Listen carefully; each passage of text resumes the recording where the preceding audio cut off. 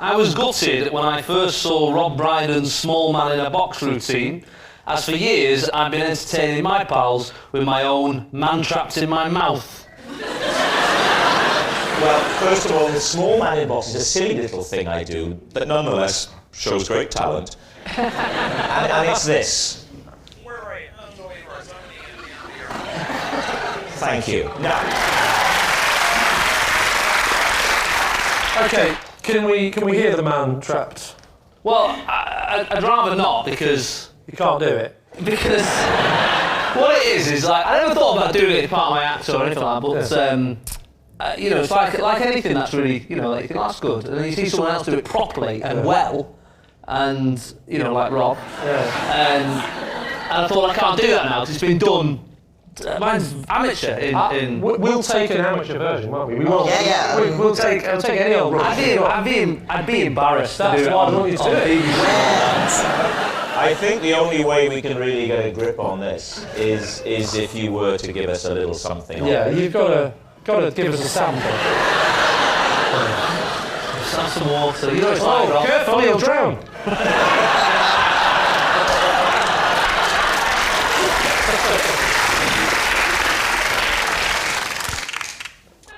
Swallow up.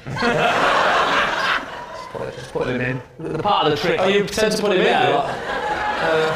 Can I just say before you do it, that's a nice detail that you might want to consider. Anyway, enough prevaricating. Alright. Okay. I wonder what you're going to do.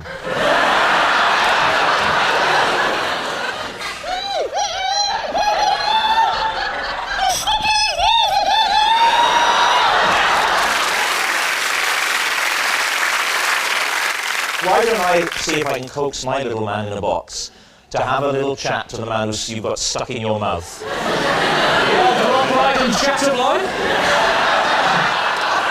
Here it comes, ready? How are you feeling today?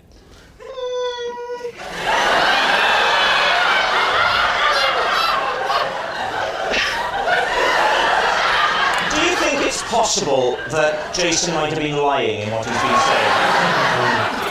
I don't know, because he could be better at it than he's making out. No, I'll be honest with you. That's the best I've ever done it. Tell you what, we'll do, just one last little try and just the best it can be for us.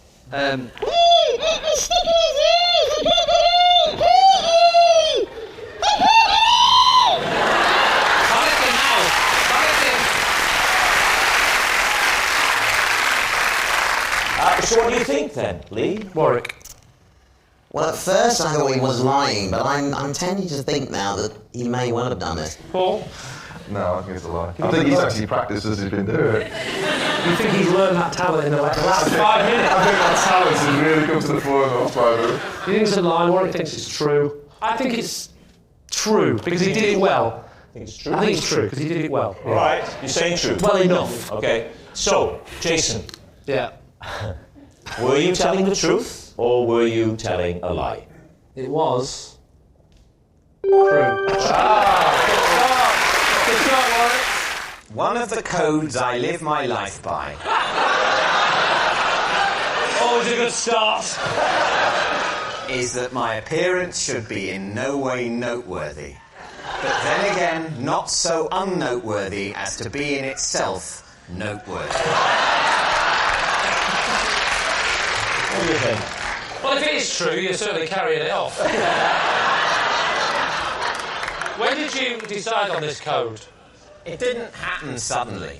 It just, you know, It sort of the developed. way I felt comfortable being Yeah. sort of gradually formed into the philosophy, and I don't think that's too grandiose a term, that I have read off a card for you today. I would say since you've got a beard, you have become more noteworthy. The answer to that is I've enjoyed growing a beard. But you're right, because I've grown a beard. Some people have said, oh, I see you've grown a beard, or he's got a beard, look at his beard. And I hate Can I those just put you up on the moments. point? I deeply hate those moments of being physically noticed. Have you really enjoyed growing a beard? Well, that's what's so odd. I mean, I haven't, hugely enjoyed it. It's not been like a brilliant roller coaster. But it's just very, very slightly I've enjoyed it. And very slightly also I've had a sense of achievement. Of course, it is no achievement. It's actually a failure in personal hygiene. but it feels like an achievement. But you surely went through the difficult itchy stage. I did get it. No one enjoyed that? No. I call them my teens. Do you make these rules about everything? Are the underpants you're wearing unnoteworthy enough to be you know what I'm saying? Are they? No, I don't think... Sorry, let's start again. Are you wearing underwear?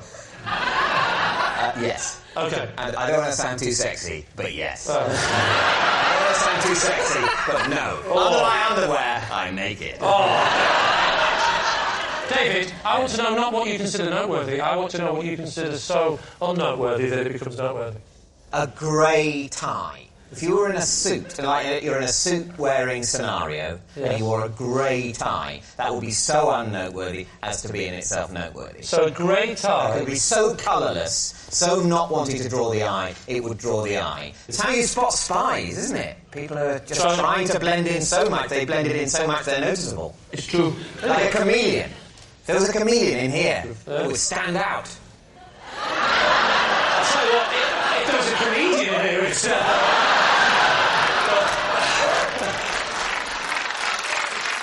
Worrying round of applause on the subject. Is it true or is it a lie? Make your decision. I think it's true. I think it's very plausible that David would be like that, yeah. Okay. Yeah, I think it's true. True? I'll go my team and say True. All saying true. David, truth or lie? Yes, well, of course it's true. Whenever I eat beans on toast, I always imagine I'm a rescue helicopter, and with every forkful, I'm airlifting tiny bald men on a raft to safety. What do you think? How long have you done this for? Since I was about 8. Right. Any reason you do this apart from just keeping yourself amused? It started my Auntie Bridget, who used to live with us. Yes. Is this going to be a tragic story? She's bald, she was on a raft, she never survived, and it's our way of remembering her. She was on a raft with 400 bald men. Yeah. Who needed Trust me, rescuing. we all know your auntie. Yeah. You say raft, you mean mattress. Oh, I hope she's not watching. She's busy. She's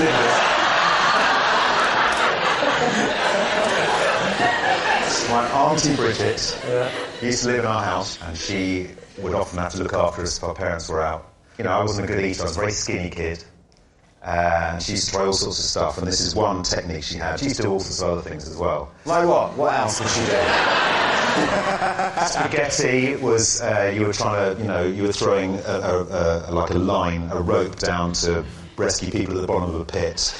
Fish fingers were coaches. There were coaches on the motorway. Once a coach, chop it in half. She's quite funny, my Auntie Bridget. She's quite odd. Do you think the bald men in question that were going to die on the raft felt glad that they'd ended in a more comfortable position of going down your throat into your stomach? Did you feel that was a safer place for them? Well, that was the helicopter they were coming into. Oh, your mouth was the helicopter? Yeah, my mouth is the helicopter. That's a raft going down. That's the raft. The raft is they're sitting on the fork, which is the raft. No, the raft is the toast. Sure, the toast is the raft. I don't know, because... That's the toast. No, the toast is the boat they were in on the ocean.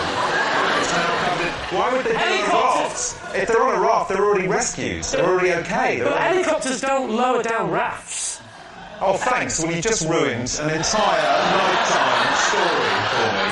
Another man comes attached to the rope and he picks up each individual bald man on the raft. I've seen it. Every time I've seen loads of bald men dying at sea, and a man comes out of a helicopter and individually picks them up. So if you'd have done your backstory and you were a proper actor, you would know that you're supposed to be taking one beat. That's what Charles Dance would have done. He's to be research. Yeah. And that's why he's not going to be the voice of Postman Pat.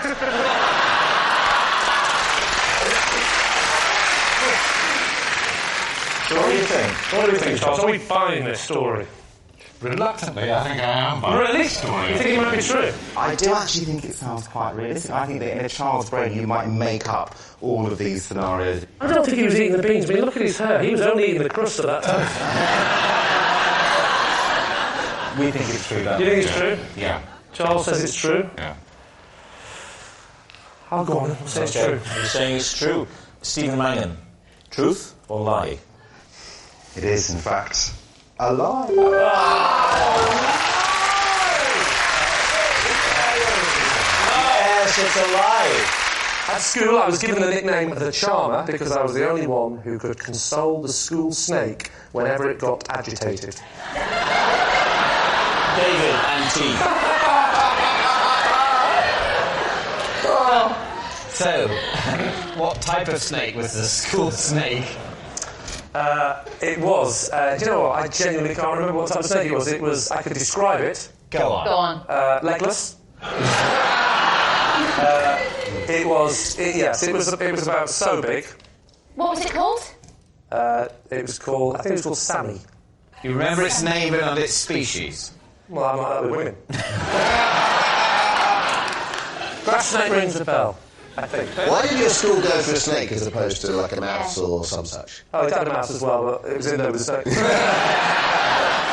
What was in the tank other than the snake? It was open plan. There was an area in the corner where we used to sleep. We used to call it the bedding area. What was there? What was there? What was there? Never mind what he used to like do an ordinary there. bed, but it's just a lot Bed longer. was there. A lot longer and a lot thinner. Very long and thin. Extremely hard to tuck in at night. They're all very. By the time you've done one side and gone round the other side, this side didn't come up again. You'd be there forever. It was Very long, thin. very long, thin mattress. Very long, thin mattress. It wasn't one of those snakes that likes to sleep curled up. No. It likes to stretch out.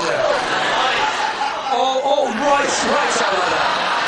Why does the snake need charmer? Was it a particularly aggressive snake or? It used to do this little thing where it used to raise its head up and sort of shake its head like that, left to right. Yeah. And I said to the teacher, "What's that?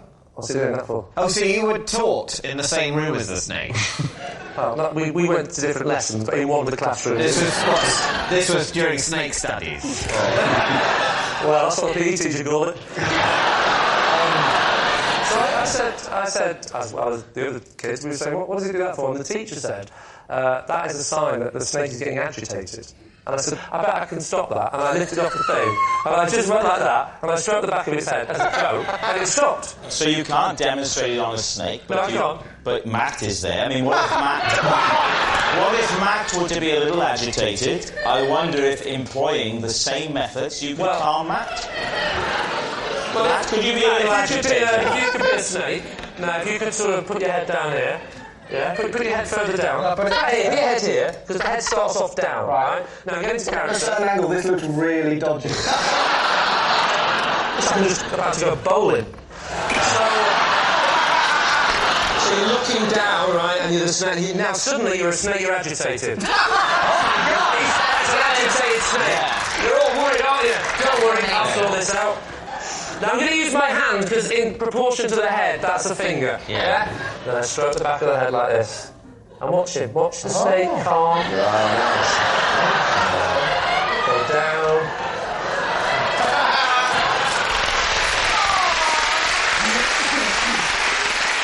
So what do you think then, David? He claims that his teacher called him the charmer, and that's the nickname that stayed with him. I'd have got murdered at my school if my teacher would have said, you're the charmer. That's it. There's so much of that I've got a problem with. That thing, that there was a grass snake. Okay, time for a decision right now. I think we think it's a lie. You think it's a lie? Lee, the snake charmer, were you telling the truth or were you telling a lie? Well, actually, it was a lie. I have a 40% stake in a prize-winning racing pigeon. Lee. If there's one thing I know about, it's buying pigeons. So careful with your answer. Tell me now, Richard, how much do you pay for 40% of a pigeon? We paid £600. You were robbed. And it's about £70 a month to keep them, which is £70 a month? Yeah. Wow. That is a lot of trill.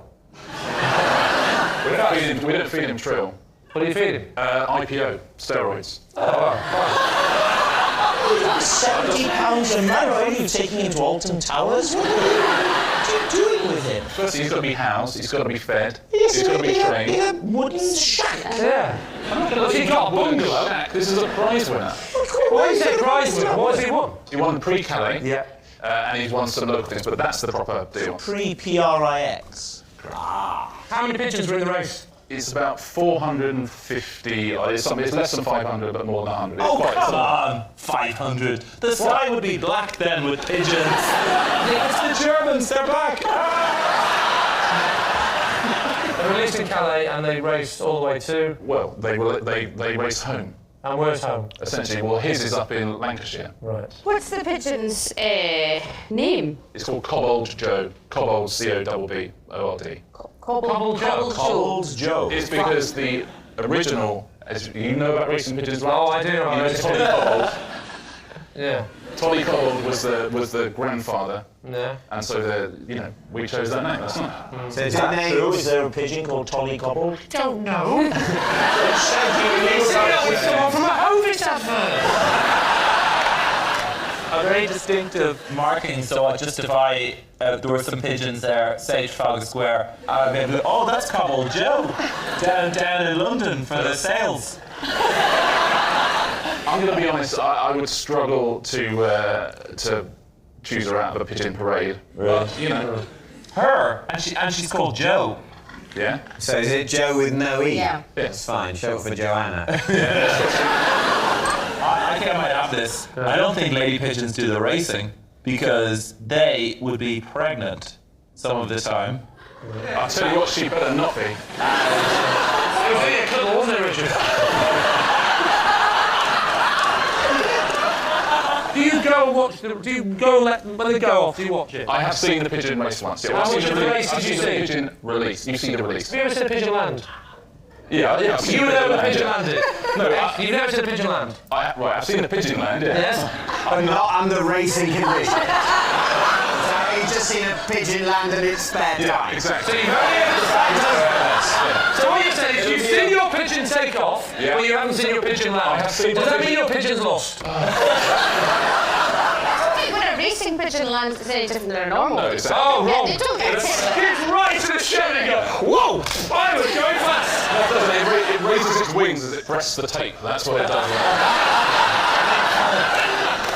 So, it's time to decide, Lee. What are you going to say? I think it's Do you think it's true? I think, not true. Let's say lie, I get confused. It is a lie. You think it's a lie? Richard, the pigeons, the racing. Cobble It Joe. is, True I'm for a afraid. lie? A lie. possession. There's a box under your desk. Would you pop it on the desk? And then first of all, read out the card that's inside before you show us what the possession is. This is my cat cam. I put it around my cat's neck for a week to film what I got up to because I believed it was him who kept turning the kitchen tap on. Okay, let's take this item out and pop it on the desk. Right, Lee's team, cat cam. So you're saying that you thought the cat might be turning the tap on? Yes. We know it wasn't John. So you put the cat cam on the cat for how long? For, generally like an hour at a time, but while I was out. So the cat's clever enough not to be turning the tap on when you're in? Well, yeah, because I would just see him doing it, and then I would know it was him. If he could do the tap, were you not worried that he could turn the camera off? No, because the tap's like one of those ones where that's quite fiddly. And how do you see the picture? You connect it to a computer? Yeah, Is it's there just got a USB on there? USB thing, yeah. Oh, I see, okay. You attach it to the computer, and how long you watch it? An hour at a time? Well, you fast forward it. I'm not sitting It's just a watching. highlight. You're doing the highlight. Yeah. Go on, the big question is, was it the cat? Not so far, but it's still. Somebody's turning the taps on when you go out of the It's house. kind of a work in progress. When you come I hope back... he's not watching, because... Turn this off. Can I ask you a question? Yes. Why didn't you attach the camera to the tap? Oh. Thank you. What's the name of your cat, sir? It's called Chief Brody. And the personality, is he a scratcher? He is a scratcher. On bits of furniture? Arms. Yeah. Well, that's not so much of a worry. It's the furniture is more the thing, isn't it? Is it? Thanks. Can I ask why you're so worried about the cat turning the taps on when you've got something in your house that's attacking you? I wouldn't mind But if he's it turned the still- tap on if it's scratching my face. Well, that's because you're not a cat lover. No, but I don't like things that scratch. Well, don't get a cat then. Am I the weirdo here? Yeah. Will show of hands. Yes. That's so lovely to hear, because usually it's me. What colour is your cat, Sarah? Ginger. Pink collar, ginger cat. It's red. It's not Would pink. it pink? It's red. Oh, please, it's pink. It's red. Shut your face. Red and ginger, devil's finger. That's what they say. They do. Is that what you mean? And they're still saying it. So what do you think, Lee? Is she telling the truth? What do we think, Bob? I'm saying it's a lie. You're saying it's a lie. David's saying it's possibly true. Well, I'll go lie. Okay, you're saying lie. Sarah, truth or lie? It is a lie. I have 5 chickens, all named after my favourite newsreaders. Oh. Well, there we are. Right, Leasty, what do you think? What are their names? Their names are Anna Ford, Yeah. Jan Leeming, Another newsreader. Selina Scott, Newsreader. 2 Scottish ones, Viv Lumsden Viv, and Mary yeah. Marquis. They were very well-known newsreaders in Scotland. What, specifically for Scottish news? There is Scottish news. You didn't mention Angela Rippon, did you? Angela Rippon died, not the newsreader, the chicken. Actually, it was Moira Stewart that died. Oh, not Moira. This is Chickeny Moira Stewart that's passed away. Chickeny In case Moira any Stewart. viewers are Yes. upset, Newsy Moira Stewart is as fit as she's ever been. Some chicken. Can I just ask, is that a joke about Moira Stewart? Did you really have a chicken called Moira Stewart that died? I really... it's just the way you're looking at me is putting me off. I really had a... I have to say, This is not the first time a woman has said that to me. What breed of chicken are they? They are Burford Browns and Cotswold Leg Bars. Right, do you know are they real chickens? Then? Yeah, those are real chickens. How do you know so much about chicken? You seem to know a lot. Well, I know. Well, in Waitrose. I thought for a minute that you were some sort of farming expert. It turns out you're just very middle class. Exactly. And they've got those Cotswold leggy ones, I've noticed, the eggs. Can I ask why you didn't have any male newsreaders? Well, because we actually... Well, I'm going to have to say it now. We didn't want a cock. Is it me or is it getting hot here? When you say they're your favourite newsreaders, Can I just say, of all the people we've had on the show, you're the most, it sounds like you're actually interrogating. how do you rate newsreaders? That's the thing I want to understand. Well, if you've been in the newsreading game as I have, Henning, it's a bit like, I'm sure when you watch stand-ups, you think, well, they're good, they're not so good, they're... Oh, I hate a lot of them. So why was that one Selina Because Scott she and was- not that one? Well, funny you should ask that. Selina Scott, particularly beautiful, with sort of blondish feathers. So Jan Leeming then, what were her markings? Well, they The are. chicken, not Yes. Jan Leeming. Well, she's a rather dignified bird, and she's a very good lady. Again, are we? Yes.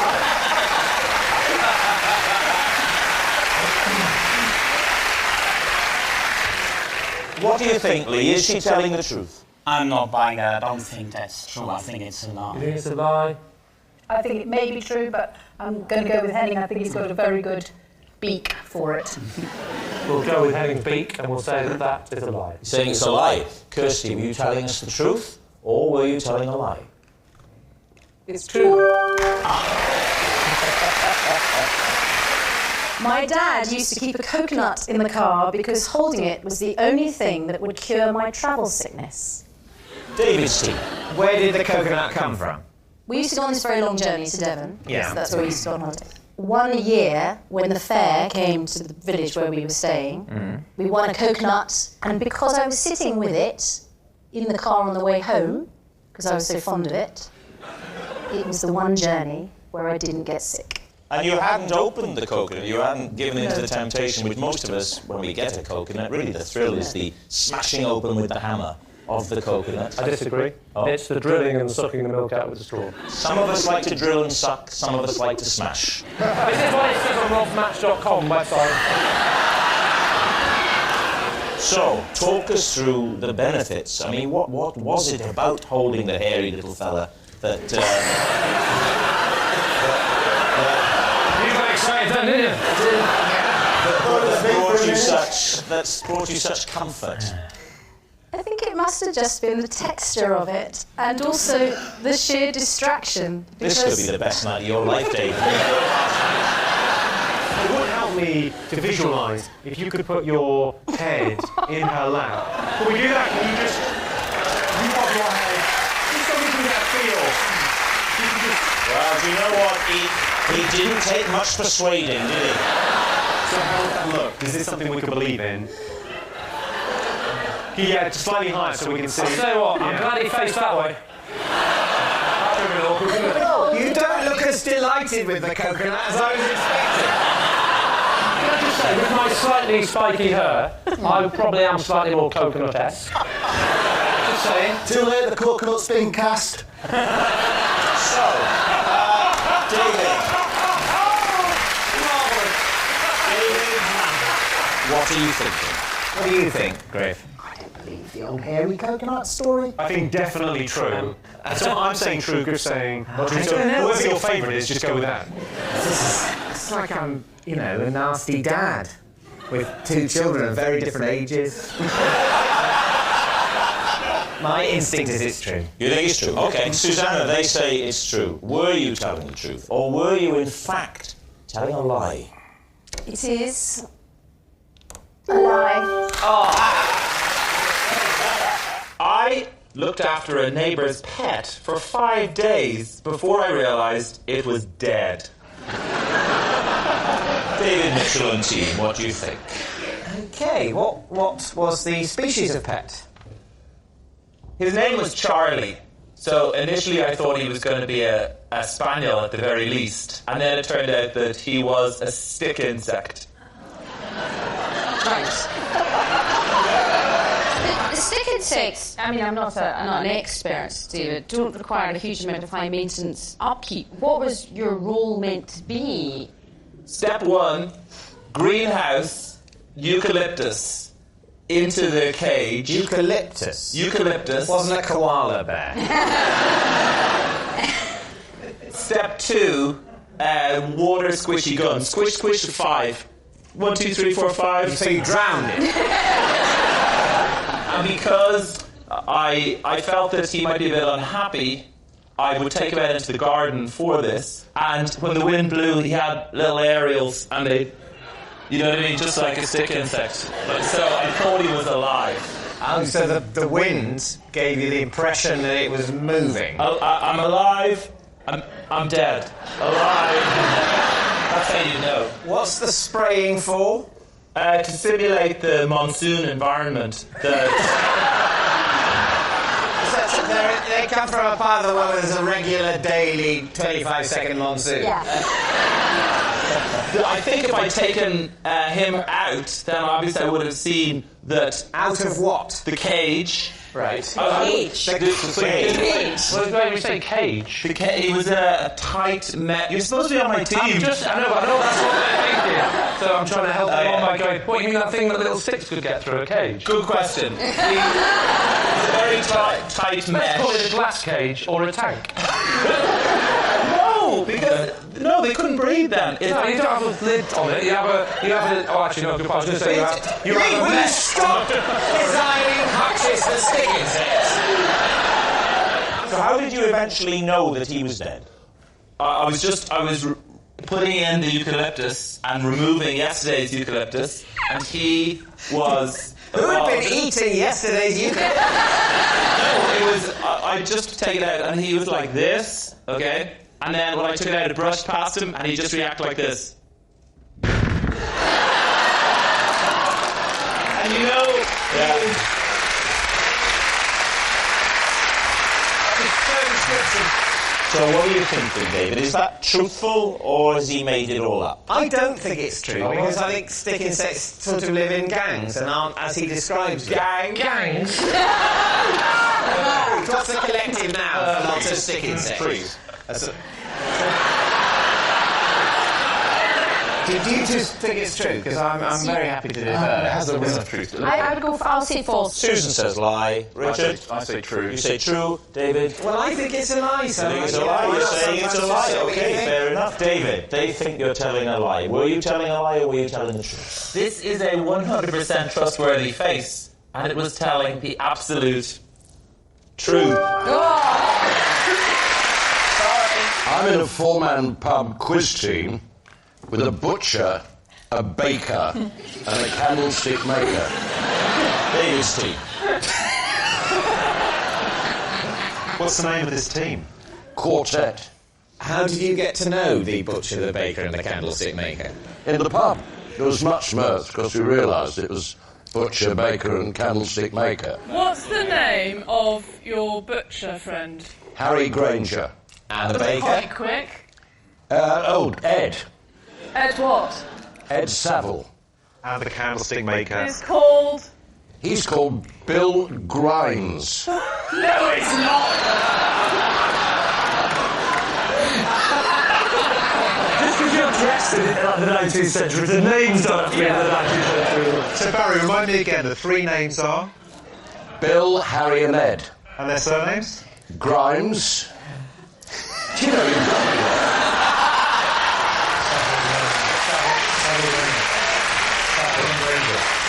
Okay, next question. Granger. Have the visitors been? They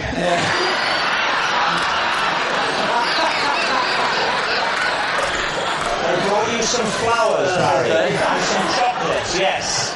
They steal your trousers when you're asleep.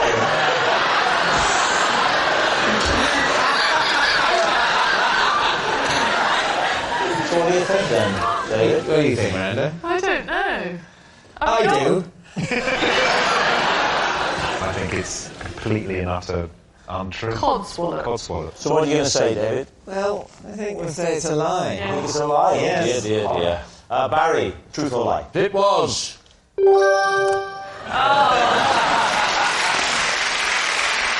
Every Sunday, I spend 4 hours planning the 20 outfits I'll wear the coming week. David's team. Do you lay them out, or do you just picture them? I rack them. So in my bedroom, I've had some special bars put up. Oh, yeah, I remember those. Yes, I can vouch for it. So I have one which is about 5'8", okay, and I have another one which is about 4 foot high. Okay, so when you put a pair of trousers on, or a jacket, or a top, it then looks like you. I occasionally, if I'm very busy, I photograph them. And then I remember that bit too. Yeah. And explain why you need 20 out, because I'm thinking, even if you... I'm a tremendous slovenly slut. It feels like you're phoning base station and someone else has picked up. Sorry, can I speak to Sheila, the regular one? I often wear the same outfit in the afternoon as in the morning. I could be filming a series, and then I might be filming 3 different shows in one day, so I'll need 3 different outfits to represent 3 different episodes. I might be going out for lunch, and then I'll be doing something in the afternoon, so I'll get changed from my lunch outfit, because I don't want to be too dressed up to walk the dog. And it's also done by a weather report as well. What? The Met Office are fools. Everything's wrong. Do you go through with your galoshes in bright sunshine on a Friday evening? You're presenting yourself as someone who plans things very carefully, thinks things through very carefully, but your very act of planning is in itself badly thought through.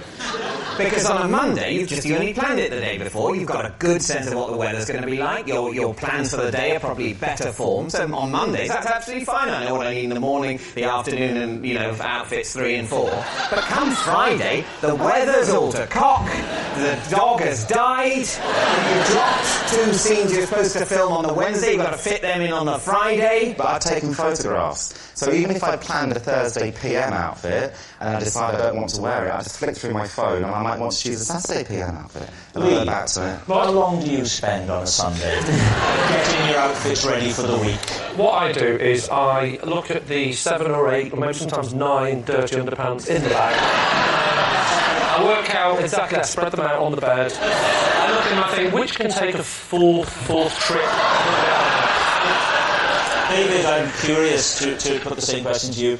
Sunday night comes around, you've had a smashing day, Country File is finished, and now you're thinking, I've got to plan ahead. How much time and thought goes into it for you? Well, I always wear basically the same thing every day, so none. You're like Batman in that respect, aren't you? Yes, I see myself as a superhero, and I have basically one outfit. It's not, What's your superpower? The ability to decide what to wear very quickly. What are you thinking, David? I think it sounds very plausible. It does sound plausible, but is it too plausible? I think it's true. David's team thinks it's true. Gok, were you telling the truth, or were you telling a lie? Are you trying to work out what to wear before you... I was telling the truth. When I got my first car, my friend and I would pretend to be cops, park up, eat burgers, and tail cars we'd picked out of the traffic. David's team. How old were you at the time? Well, I would have just passed my test, so 17. What was your first car? It was a Mini. Indicate how you pretended to be cops? We used to watch a lot of American films where cops normally sat in a car eating donuts and drinking coffee, and then they'd see somebody go by who might be a criminal, and they'd sort of throw the food and speed up. So that's what we were doing in essence. So you were American cops? Yeah. And what were you eating? Just normally a burger and some chips. And how far would you let yourself get through the burger before you decide someone's a criminal and you throw it away? Well, we let fate decide, really, because we would say the next green car that goes by, that's going to be the criminal. How do you know how the police operate?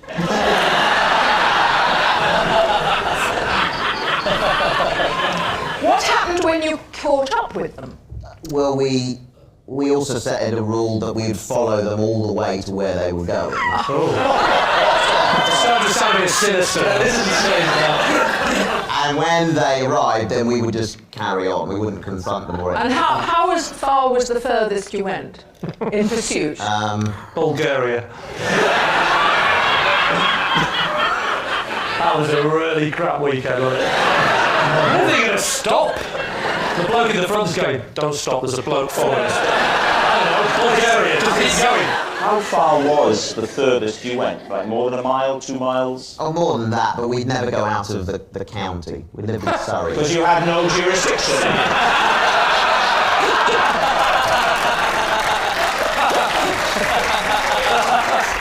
Did you exceed the speed limit? Well, if they did, we would then lose them because we didn't have authority to speed.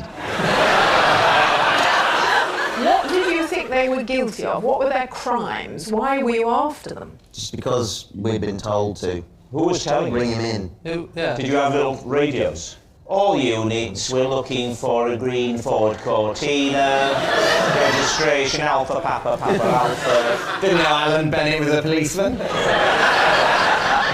Here we go. He said, we're looking for a car, it's just escaped. If anybody happens to see it, do take chase, but don't get too close. David, I'm holding you responsible for that. I thought he'd already done it. So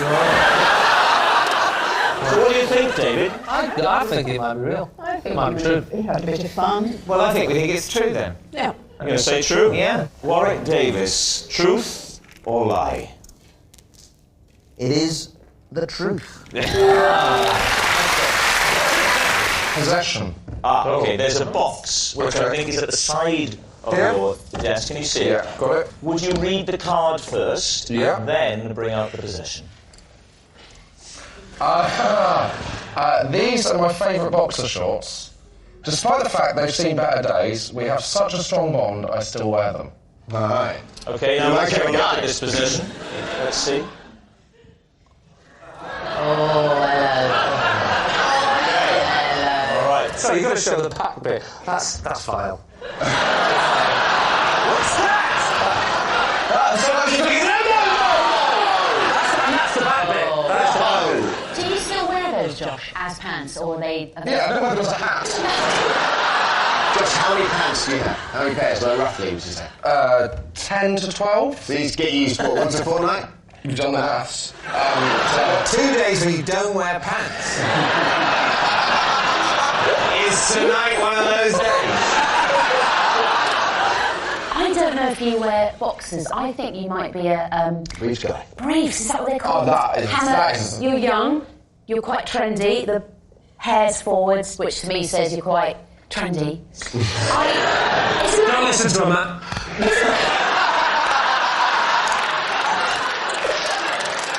Josh, if I was your girlfriend, I would want to dust with those. I wouldn't want to see them on you. Can I ask you something? How long have you had them for? I would have probably got them when I was about 18, so that's 12 years. Explain the bond you have with these pants. Why? Yeah. It's what have nothing you been through with personal. them? They haven't got any specific memory, but I just don't have wastage, really. And they're still perfectly usable.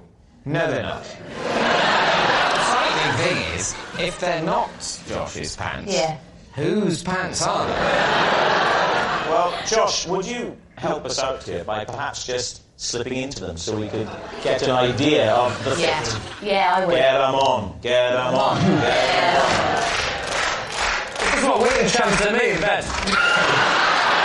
Josh, maybe around here somewhere would be nice. Here? That's going to be a good spot. Yeah, I mean, obviously, I'll take my shoes off. You see, look, he doesn't seem okay with the mapping of them. It's not like you get familiar with pants and it becomes a second nature.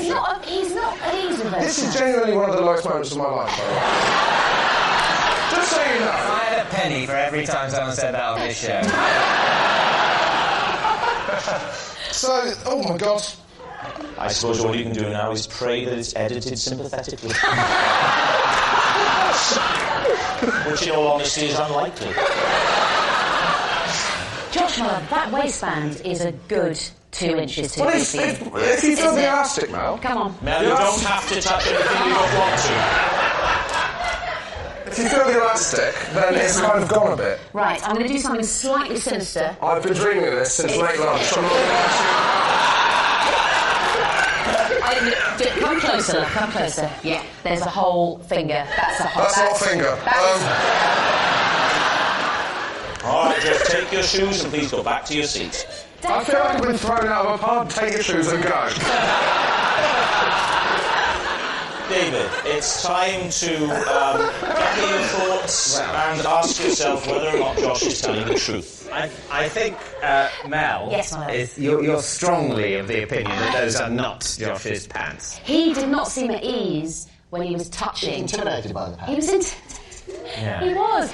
I agree with you that there's a stylistic clash between Josh and those pants. I'm not buying it. There's no anecdote. There's no, I kept these when Yeah. up with me. If she's going to keep a pair of pants that long, you've got to be through some good times and, by the looks of it, some bad times.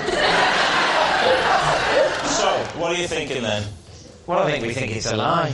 All of you, all agree. Okay, Josh Widdicombe, the pants. Can I just say, either way, I'm going to give them to Mel so she can dust with them from now on. Oh, that's lovely. That's heartwarming. Is it the truth, or were you telling a lie?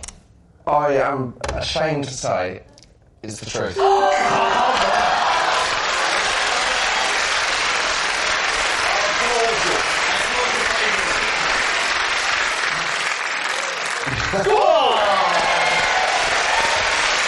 Yes, it's true. They were indeed Josh's favourite boxer shorts, which he still wears. Possession. There's a box under the desk. Just pop the box on the desk, and then there's a card inside it. Before you take out the possession, just read the card, please. This is one of the pairs of leg warmers for birds that I have made.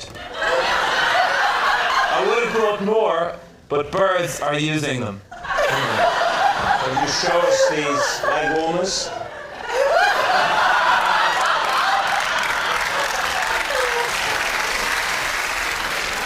I live beside the canal, and the swans are very unhappy around there.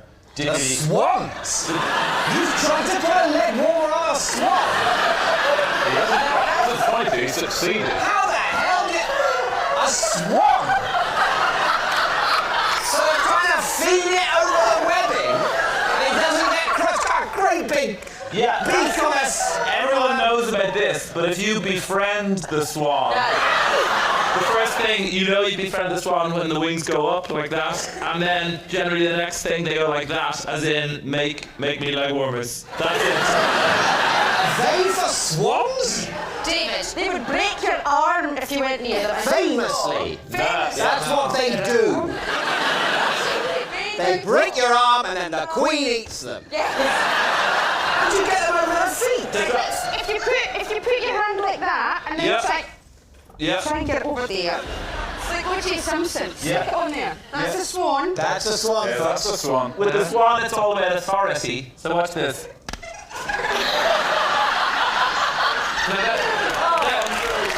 They're wet. That's no good. Yeah. That's going to hurt the swan. You just ripped through its webbing. You know when you said swan at the beginning? Yeah. Did you mean sparrow? David, it's time to take a guess. I mean, I don't know which way you're going to go on this. Maybe a swan could be able to slip that over its foot, and maybe a swan would derive tremendous warmth from this incredibly thin and flimsy and short piece of material going an inconsiderable distance up its really rather long leg. I think it's true. Don't say that!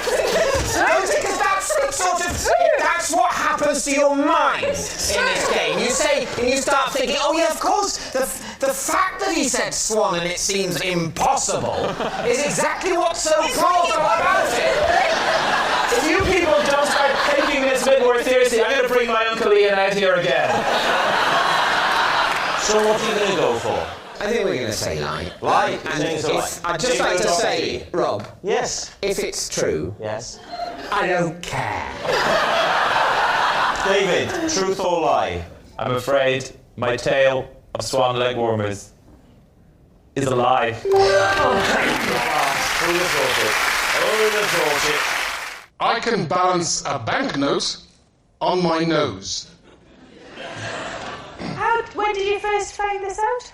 When I was about 13. Is it flat or is it sort of like that? It's on its kind of on its edge. Yes, and I would balance it on like that. Is it straight up? Yes. Yeah. No, on your nose? Kind of like that. So the end of the note along your nose there, going upwards. Yes. And what's your technique for... Because I imagine the problem with that is that the note would immediately fall off. What's your technique for preventing that? Zen. Zen? Is that a type of glue? What do you think, David? Does this have the ring of truth for you? I don't think it does. I think it's an odd mixture of something that would be impossible and not that impressive anyway. So what do you think?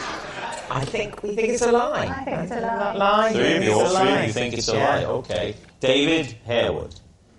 Truth or lie? It is true. Whoa!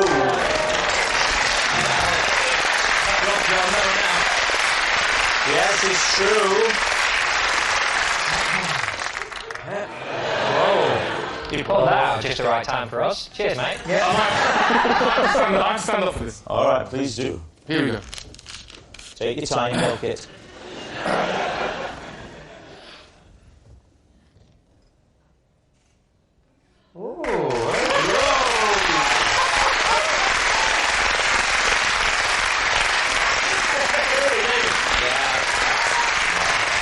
I was recently bounced off a bouncy castle whilst trying to prevent a bouncident. What's a bouncident? It's an incident involving a bounce, and you put the two together to create bouncident. So it's a derivative of accident, not incident. Well, obviously, an accident is an incident, and a bouncident is an incident. Was this bouncident an accident? It was a bouncident waiting to happen. How did you go about preventing the incidents that might or might not have happened. I'll tell you everything. Let me set the scene for you.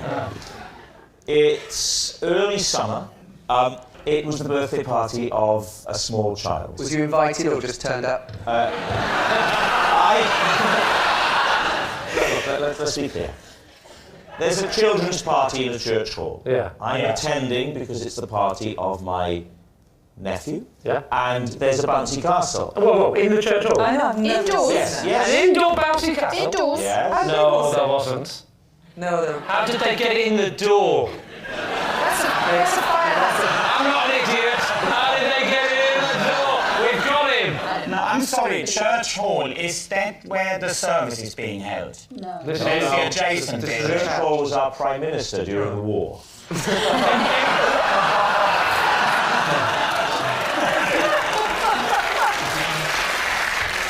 Now, I don't like bouncy castles, because I think they're dangerous. Right. And my little boy went on after I'd expressly told him not to. He disobeyed your orders. Worst father I've ever, most incompetent father. Well, I'd not like to say, but I think the boy's better off in care.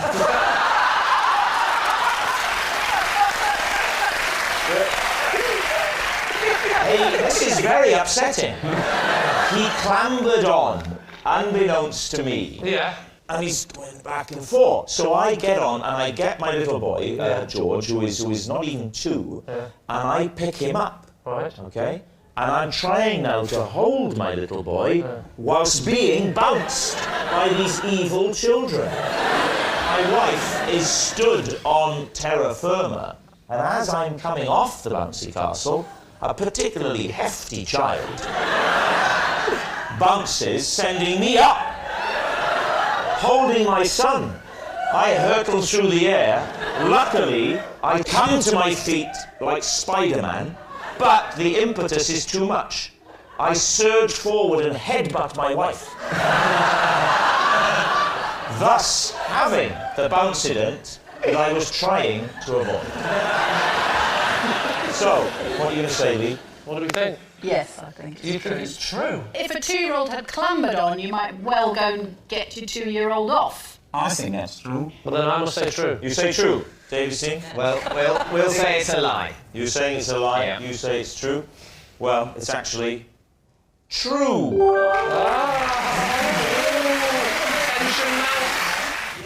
I have hidden in a cupboard to escape Anthea Turner. Where were you when this happened? In the cupboard. Where was the cupboard? In the room I was hiding from Anthea. Where was the room?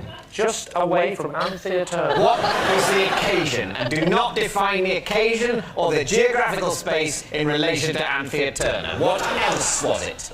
It was on a TV show that I was doing. Hide in the cupboard from Anthea. I remember seeing it on BBC 3. I don't think he was ever on it. Oh, that's a lie. Yeah. What was the show called? Pet Power. Pet Power. Pet Power. It was about cats with capes. What were you doing on the show? What was your role on the show? My role on the show, I was the warm-up man, like a TV warm-up man.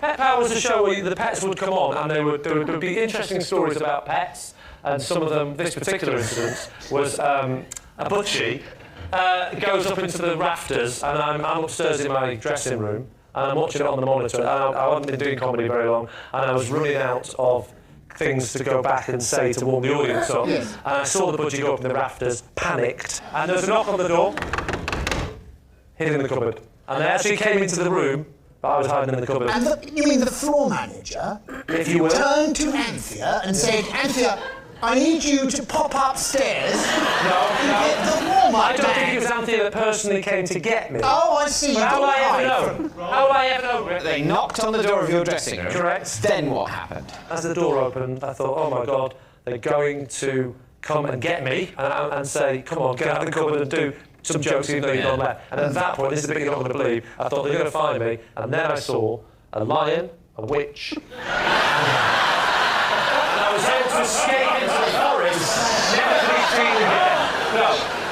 I'll tell you what I'm interested to know. Yeah. You didn't stay in the cupboard indefinitely. No, because that would be ridiculous. You came out, and you must have chanced upon Anthea. I did. It wasn't really Anthea that went to look for him, it transpires, just the floor manager. It was a perfectly normal professional relationship. He's rather building up his intimacy with Anthea Turner. I don't think they've ever exchanged any words at all. Even in the lie world where any of this happened, which is not the world we're living in at all. Narnia is more believable.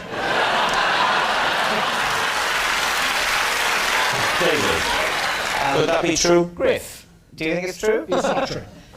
Jimmy? I think it could be true. I know Lee used to do TV warm-ups. I used to do TV warm-ups as well. That's how a lot of comics start. And I do think when you start out, you run out of material. Do you think it's true? I think it could force be yourself into thinking it's true. Yeah, I have. Well, I listened to you earlier in the show and it didn't work, so I'm going with Griff. It's a lie. You think it's a lie? Okay, Lee. Was it the truth, or were you telling a lie? Of course, it is absolutely true.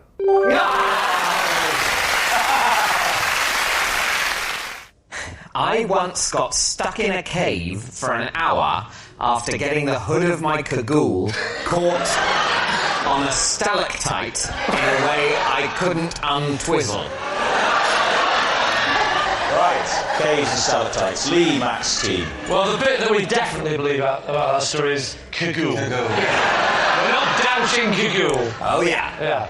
And when in the last 3 weeks did this happen? This happened when I was a boy, a child, a human child? What cave was it? It was somewhere in France. Ah, holiday? Yes. Deliberate ploy by parents to get rid of you? Give him the baggy cagoule, find a stalactite, and then run. You were in there for an hour? Yeah, I was caught on the stalactite. For an hour? For an hour, Just remind me again, stalactites go down, right? Stalactites hang down. Stalagmites go up. And the easy way to remember it is that stalactites have a C in them. Stalactite, C for ceiling. Yeah. Stalagmites have a G. G for ground. No, it's the stalactites come down, isn't it? But tights go up as well. No, they don't. Not when I'm around.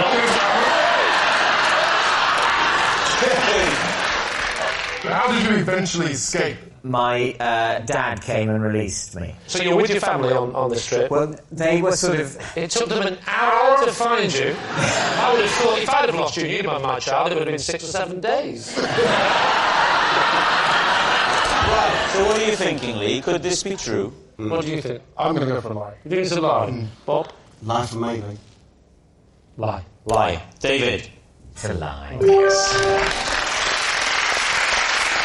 I will not get out of bed on Christmas morning until I have smoked a full cigar. Oh. What age did this start? About 33. What made you start? Well, when I was giving up smoking, I smoked those thin cigars. I thought, well, that's not really smoking. And then when I properly gave up smoking, I thought this should just be... It was a Christmas and birthday treat. How long does it take to smoke a cigar? About 6 months. On the birthday one. Always got one on the go, but great to have given up smoking. You smoke the whole cigar? Smoke the whole cigar. And how long does that take? A couple of hours. That's a lot of puffing. You're still in bed? Still in bed. You have the cigar ready the night before, with a little match and everything. You're ready to go. We have stockings in the morning, so we all then huddle around my bed. Oh, so the family and friends have to come to you to the base of the bed, and then no present opening until it's finished. Have you by now slipped into the Christmas onesie, or are you still in your negligee? Negligee? Yeah, we're all imagining there's nothing more arousing than a woman lie down and smoke with a big fat cigar. Yeah, exactly. I prefer a woodbine girl myself. Merry Christmas, Lee.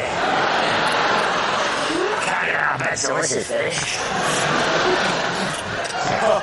So what do you say then? What do we think, Barry? I've got 100% wrong record on this current It's time for a change, It's Barry. time for a change. Whatever you say, we're going with. I think it's true. In fact, it's a You lie. think it's true? What did you say, Lee? No, absolute opposite. No. What do you think?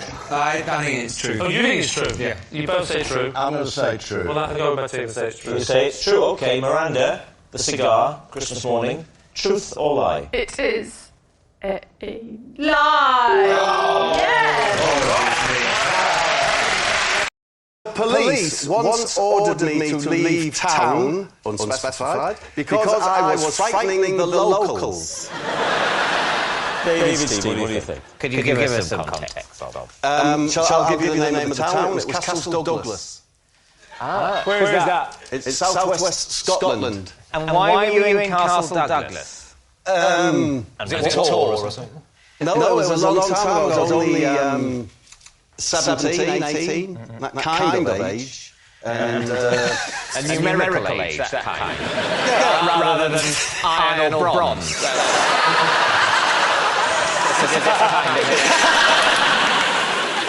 I was with two friends trying to get as close to the Gulf Stream as I possibly could. What do you mean? You wanted to get close to the Gulf Stream? It seems such an appealing, far-off, miraculous thing. This hot stream of water so near us that it was hard to believe in it just from the textbooks. But it's not like a spa. It's a massive flow within the ocean. Yeah, but you can't see it. Well, if you're at the Logan Botanical Gardens... There's a lovely view of the Gulf Stream. No, but you can see the effects of the Gulf Stream. You know, it's like tropical gardens, so in that way you sense the influence of the Gulf Stream. I know all teenagers are absolutely mad on the Gulf Stream. Can't get enough of it and into But that was one reason amongst many. But the police of Castle Douglas don't mind the teenagers who flock there to admire the effect of the Gulf Stream. So what was it that you did that put their noses out of joint? We scared the locals apparently because we were wearing very grotesque masks. Why were you wearing masks? If you're going to a gardens, why would you wear a mask? Well, here's the thing. That's a perfect question. Just before you answer it, have a minute. We were travelling in Morris Minor, and we were sleeping in the car. There was three of us. That's me, Harry Harriman, and Steve. Steve, by the way.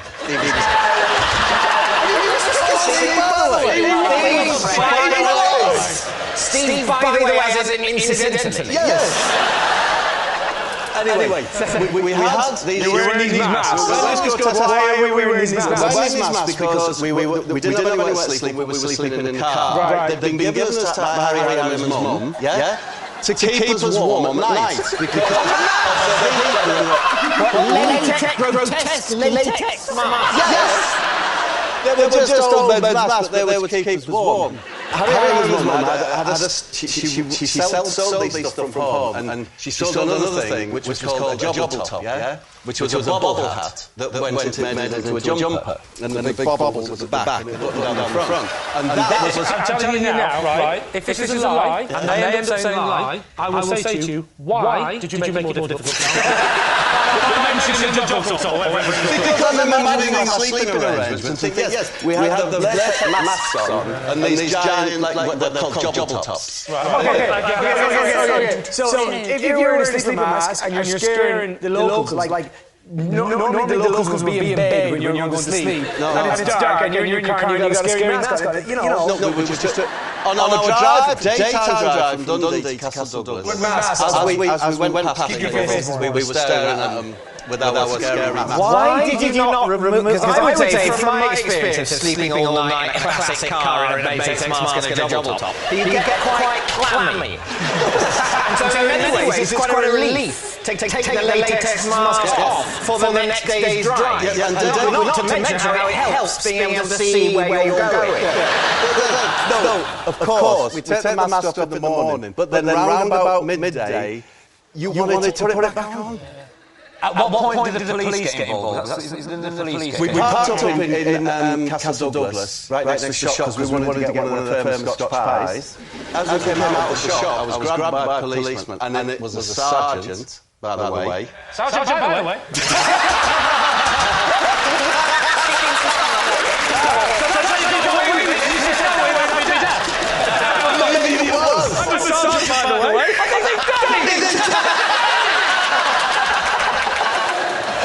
So So the sergeant, by the way, he took me to the police station. And so he arrested you? Yes, taken, put in a room, and then the sergeant and plainclothes detective came in. Plainclothes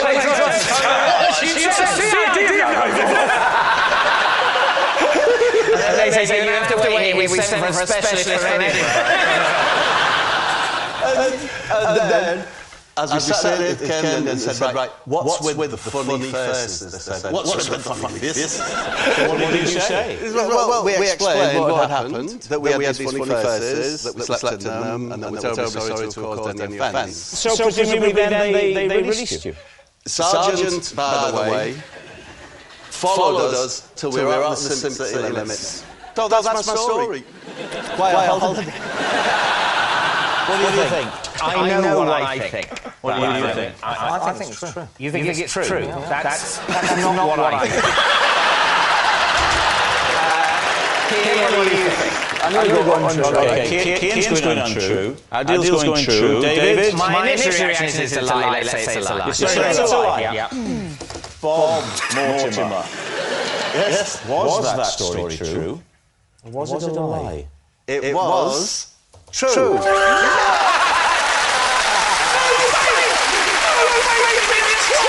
Last year, I made my husband a birthday meal using some mints I found in the street. Okay, why? Why did you do that? I found a carrier bag on the pavement that amongst other things, had mints in it. I don't know whether someone had left it there, whether they dropped it. It was like being watched by like an old woman who was lying on the... You're not being convenient with the truth. All right, I slapped her out. What else was in the bag? Well, there was mint, and it was wrapped up in kind of a plastic, like one of those cardboard dishes with plastic over it. So it wasn't loose. Oh, yeah, it sounds perfectly hygienic. Yeah, it was hygienic. How do you know like a dog had weed on it? I know it was in the cellophane. Because I sniffed it. You can't buy class, can you? What did you cook in the Well, I can only cook two things. A spag bowl and macaroni and cheese. Which one did you go for? I've known you for a while, John. Can I just check? Is it your current husband or the first one who died of food poisoning? My one and only husband. Okay. Oh, Chesney Hall. So what do you think, Lee? I don't know, what do you think, Ray? Is this adding up? Let's say true. True? I think false. You think this is a lie? You're saying true. I'm going to say lie. You're saying lie? Yeah. Okay. Joe, truth or lie? It is, of course, a lie. I once had to go all the way to Bradford just to make a phone call to prove I was in Bradford.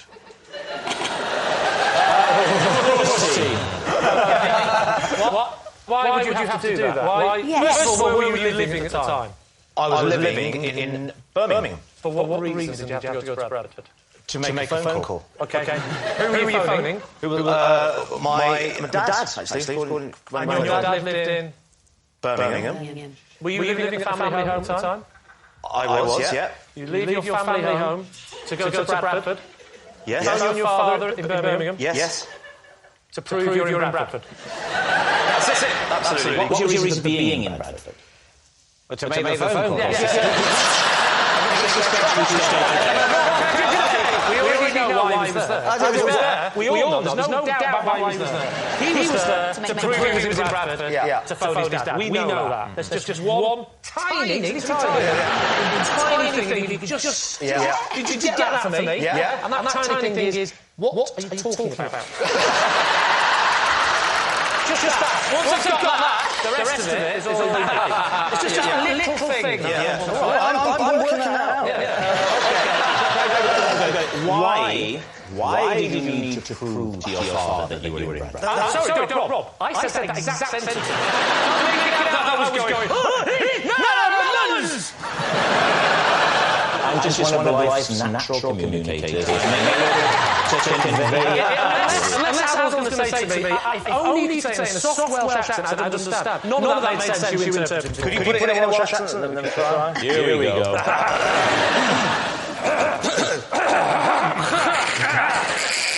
That's it.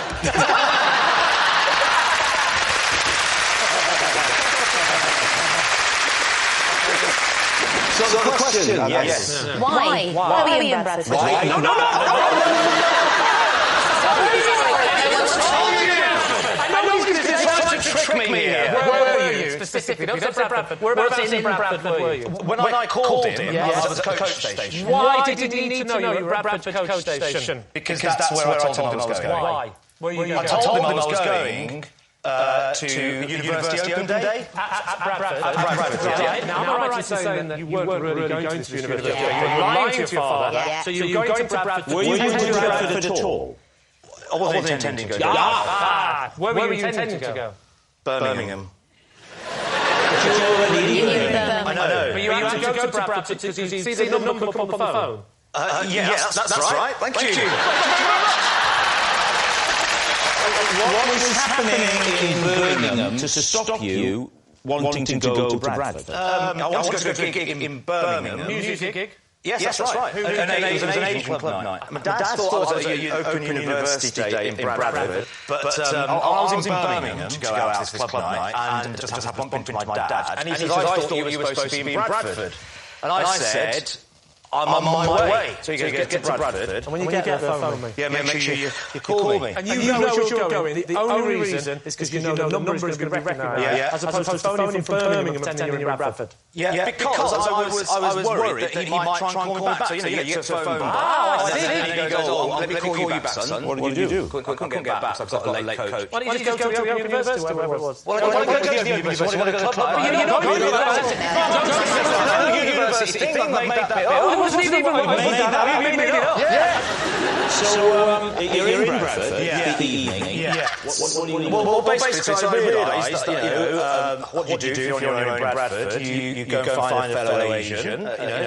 So I went into this pizza place near the station, and I just sort of put on the role of a vulnerable Pakistani student, and just said, I need help and I want pizza. And he gave me a pizza for nothing. He not only did he give me a pizza, stroke of luck, he let me stay in a room that night. Why didn't you just go back to Birmingham? Because I couldn't get a coach. It was late. If it was too late, it would be after 10 o'clock or something. So you went to the open day. There's no open day. It's a very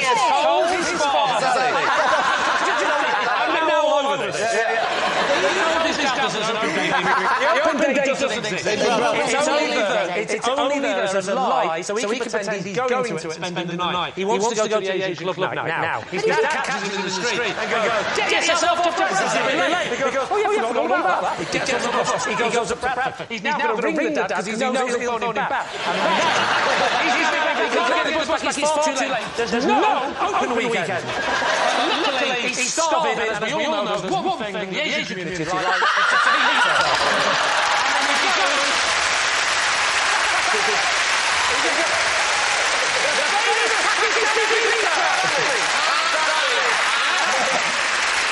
Can I just ask, do you like the look of the university? I mean, did it appeal to you?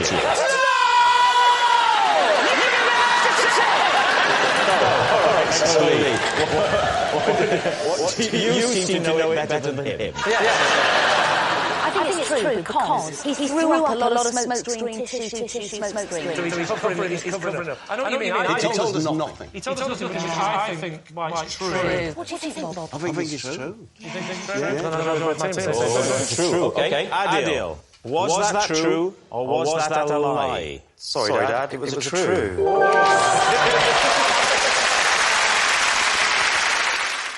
I once licked David Bowie's cake just to be close to him. David. Now, I would have thought that was not a good way of being close to him, but that was a way of being forcibly removed from his presence. So how did licking his cake bring you close to him? Right, so it was the 1980s. I believe it was the year of the glass spider tour. Yeah. I was working as a waitress in a cocktail bar.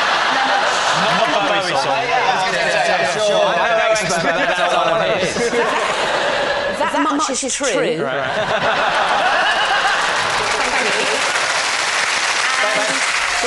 If you're working as a waitress... It wasn't a cocktail bar, it was a cappuccino bar, because it was in the 80s. So I was working as a waitress in a cappuccino bar. Hang on, was cappuccino popular in the 80s? Yeah, they came in the 80s, didn't they? They arrived in Port Talbot with a weak Anyway, I'm not quite good-looking enough / slim enough to be serving at tables. Oh, right. So Did they tell you this? Did they say, I'm sorry, love you, I'm sorry. No. I can't have you serving it. We get to hide you about making the froth.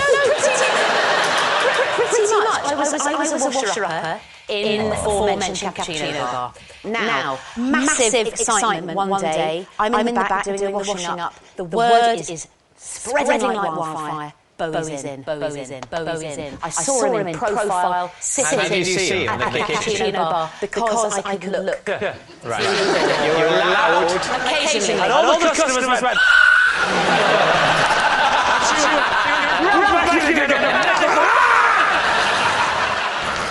Get back in the sprinkles bit! So, Bowie had ordered, let's imagine, I think it was something like sort of a hot chocolate fudge slice, please, or something like that. Can we get on to the licking? Let's get on to the licking. It's like Friday night in my house.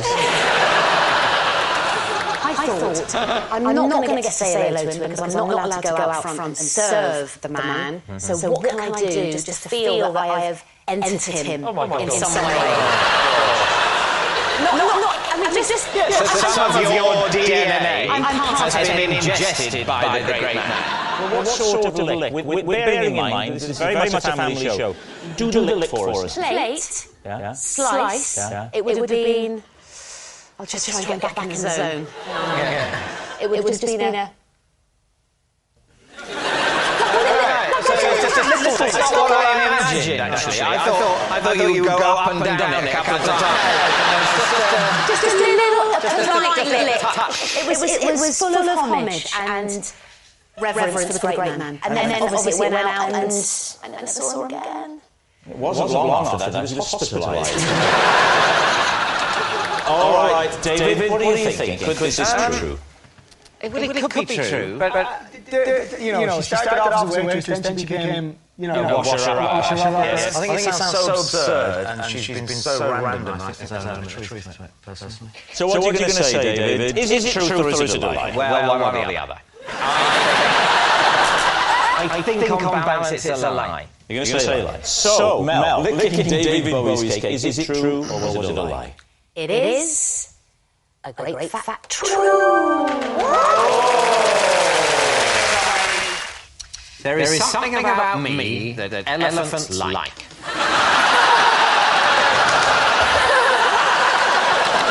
Every time I visit a zoo, they thunder towards me and point their trunks in my direction. When did you first notice elephants finding you so attractive? I don't think elephants liked me before I hit puberty. Do you believe that puberty was the triggering thing? Correlation is not causation. Oh, no, your catchphrase. Told you they don't catch on. What's correlation?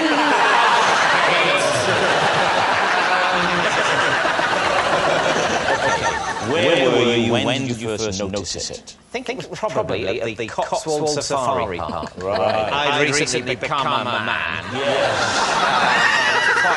Quite an imposing figure. Sliding around the Cotswold Park. Still intellectually juvenile.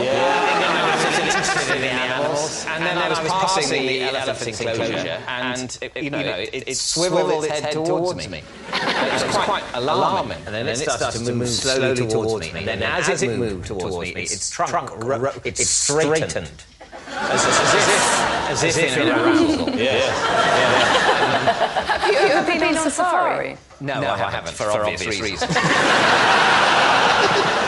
That many zoological gardens, safari parks have you been to and observed this in elephants? At least 9 or 10 at a time. You play you, right? I'll play the elephant.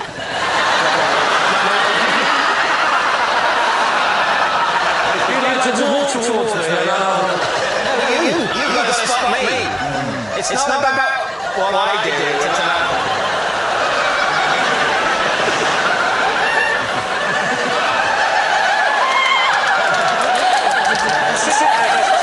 It's exactly like that. Is that how it happens? Yes.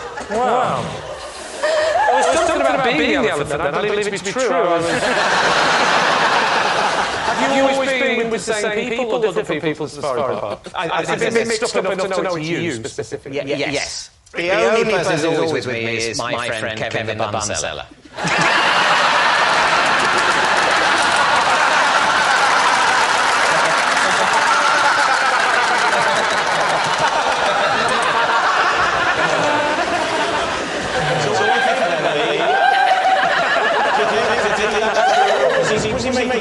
What would you say? I don't believe it at all. There's not even an ounce of truth in it. I think we're going to have to say it's a lie. Okay, so you say it's a lie. David, attracting elephants. Truth or lie? Well, it is a lie. I used to have a job in a safari park gift shop and regularly shared my bed with a lion cub. Rematch team. What year was this? Or what rough year? I don't know the exact year. Is that your opening question? What year was this? I don't know the exact year. Well, I didn't want to embarrass Karen because she said, you know, it was when I was 18 in 1642. Just say, give me the decade. It was in the mid-70s. So mid-70s, and you worked in a safari park? I worked in a safari park gift shop. Which safari park? Windsor. I lived in the safari park at the time. I lived in the safari park at the time with my sister. But how did you live in it? She's human. She had a house in the safari park. Is it because she was connected to the safari park? Yes. Did they build around her? Did she buy it? It was just in a field. What was she did this? She lived in the safari park with her husband, who worked with the animals. Has he got a name, her husband? Francis. Right. He would bring home the little babies who'd been rejected by their mothers. Don't make me go. So I went there one summer, and there was a penguin in the bath and a lion cub in my bed. So I slept with the lion cub for the summer. Carol, nothing happened, did it?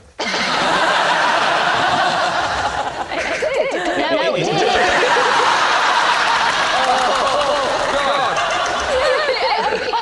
My mum came down from Wales. And she walked into the bedroom and screamed. She saw me in bed with a lion cub. How big is this cub? Are we talking like very young? Well, when I got there, it was that big. Oh, yeah. It was not big, but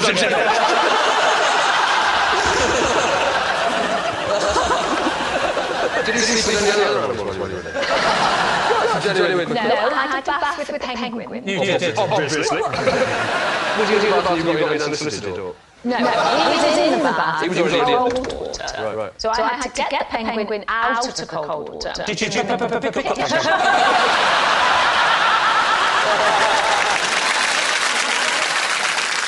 So what do you think? I don't know. What do we think? I think it could be true. Yeah, it's so ridiculous, but she's so convincing. When you say she's on our team, You're not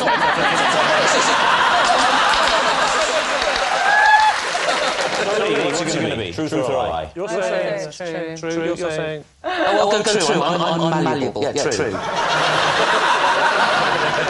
true. Yeah, okay. Carol Vorderman. Lion cub in the bed. Truth or lie? True.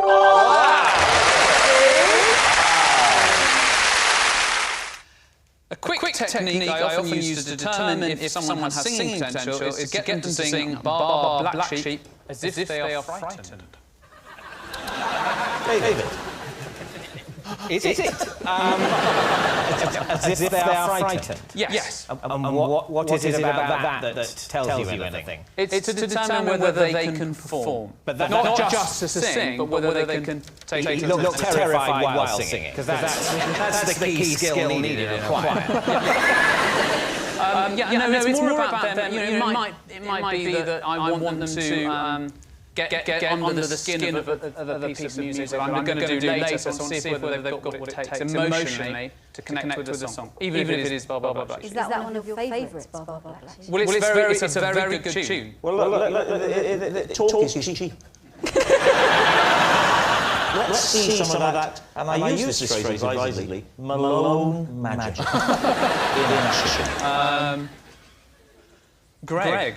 Could you sing Ba Ba Black Sheep as if you were frightened, please? Fine. I'm incredibly versatile actor. Let's go. Frightened. Okay. Oh.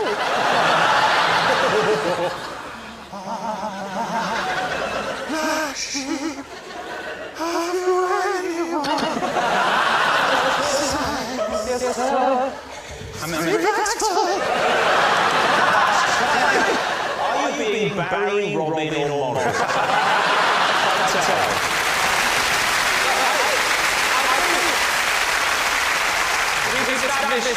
He's got potential. The important thing is... Give me another emotion, Gareth. No, well, it's part of that. Yeah, no, give me another one. All right. Sexual joy.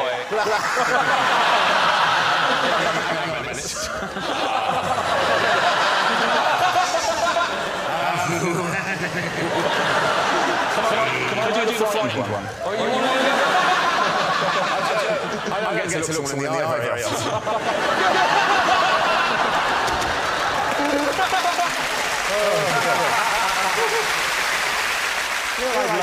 I'd love to see, is there anybody here, do you think, who doesn't like singing, who might be sat in between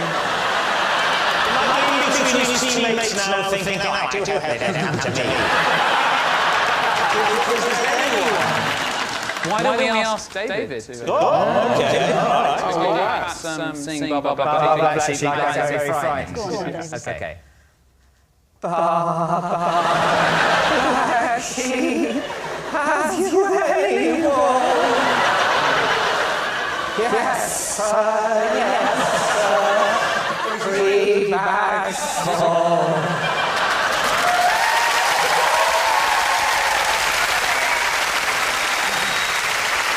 You know that Gareth didn't want you to sing Ba Ba Black Sheep as if you were a sheep, don't you?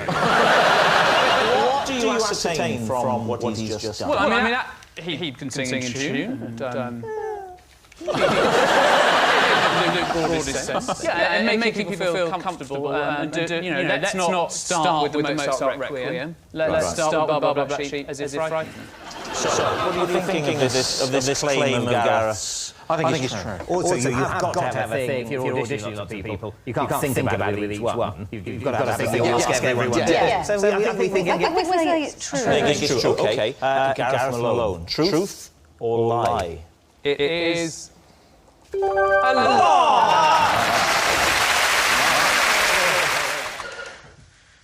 Yeah. Whenever I eat a boiled egg, I say, sorry, Mr. Egg, as our Basher said he was spoon.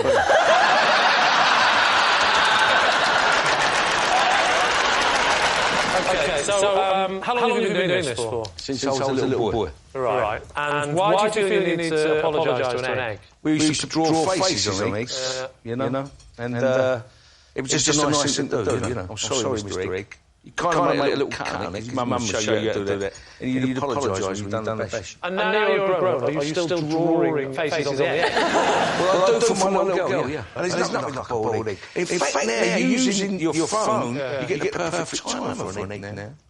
I've just got it off to a T, you know, I'm very good at making boiled eggs. Is this just a cookery show?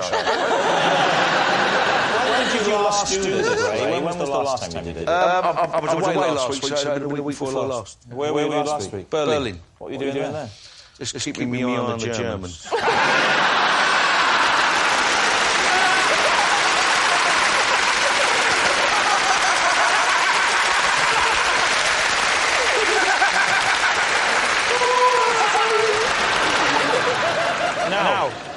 What are you thinking? What do we think? I don't know. I don't think it's true. What do you think, Rachel? I think it's false. Okay, my team says it's a lie. You're a lie. Okay, so lie. Ray, truth or lie? It's a lie. Rather than use a flannel or a sponge, I wash with an orange. David's team. What do you think? How do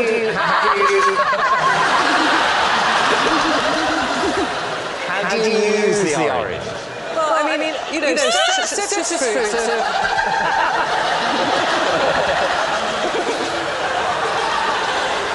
Instinctively, I think Carol doesn't believe it.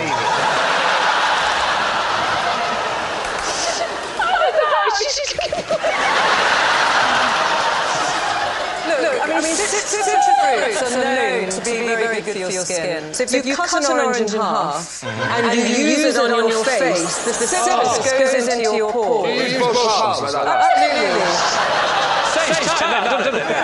Then you wash it off with water, just with your hands, and then the best bit is to then take the other side of the orange and buff your skin. I'll tell you what, this is a northern man's motto, washing and fruit.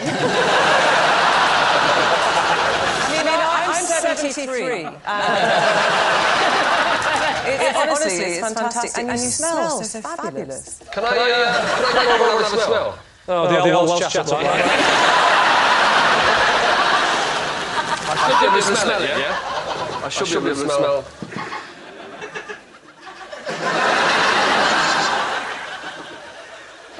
The best evidence, of course, before she started doing this, she started black, I didn't smell any orange. Did you not? No. You told me earlier today that you had a stinking cold. I have got a stinking cold. Well, there you go.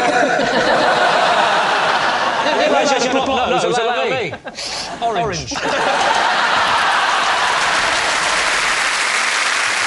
There are so many exfoliating things that have orange or citrus in. None of them are actual orange. You know, I've seen shampoos with coconut in them. I've never actually washed my hair just with coconut. That would be exfoliating, though, wouldn't it? The outside of a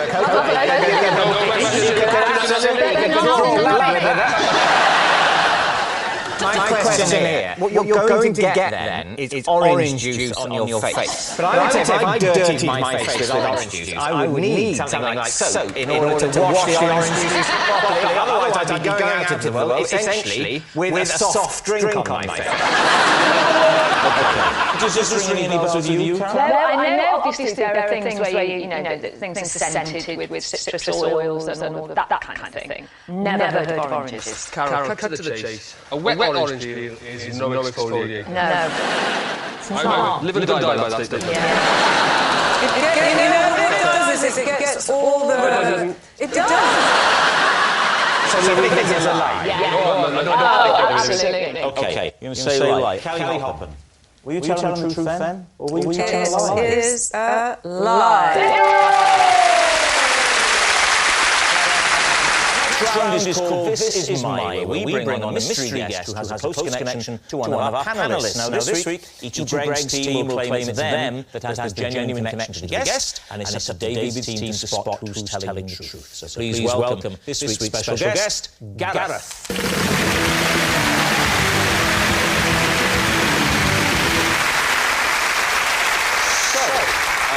Gareth Malone, what is this, Gareth, to you? This is my old neighbour Gareth, and when I was learning a song, he would distract me by singing the same song in his own flat, but in a different language. Right. Richard Osman, how do you know Gareth? This is Gareth. When he came to watch a recording of Pointless, I have to ask for him to be moved away from the front row because his behaviour was putting me off my statistics. And Greg, how do you know Gareth? This is Gareth. He was the rickshaw driver I once paid to pedal me home. By the time we arrived, he was so exhausted, I let him stay on my sofa. So there we have it. Gareth's synchronised singer, Richard's pointless punter, or Greg's shattered chauffeur. David, Steve, what do you want to start with? Gareth, what language does he sing the song in, or does it vary? He was singing in English. So what were you singing? German. Ah. What song? I think it was Bach's Mack Passion. That's what it would be. How often did this happen? Enough for me to remember to mention it now. Because if a neighbour was singing a song next door to me, the first thing I'd do would be to translate it back to English. Singing it as an off-putting kind of... Especially through a wall, that really cuts deep. How does it go, Gareth? I can't remember it in English. You don't really want to hear it, do you? I'd like to hear it if you're frightened. Jesus der Rede vollendet, hatte sprach zu seinen Jüngern.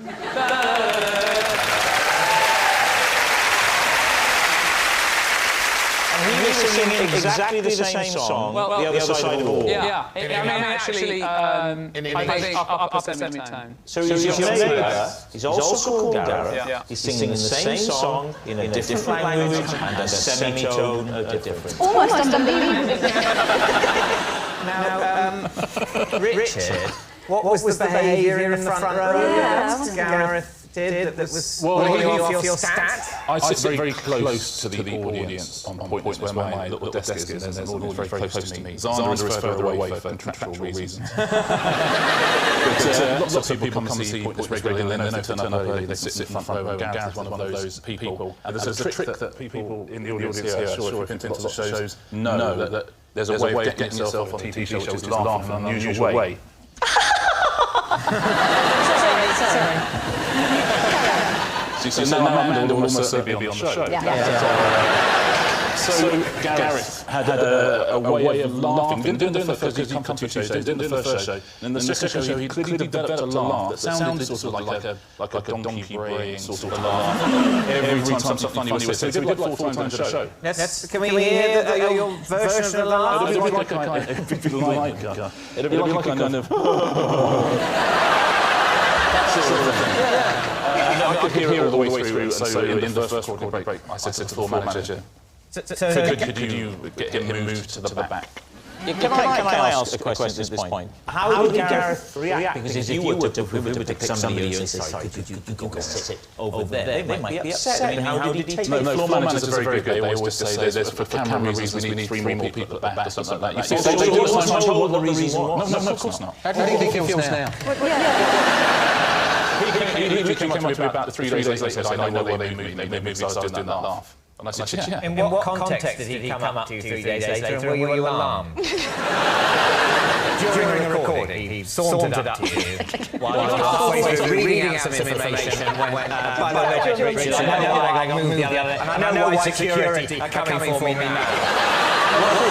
We have all little recording breaks and stuff like that. Right, okay. So during the recording break, he went, I know why I'm laughing normally now.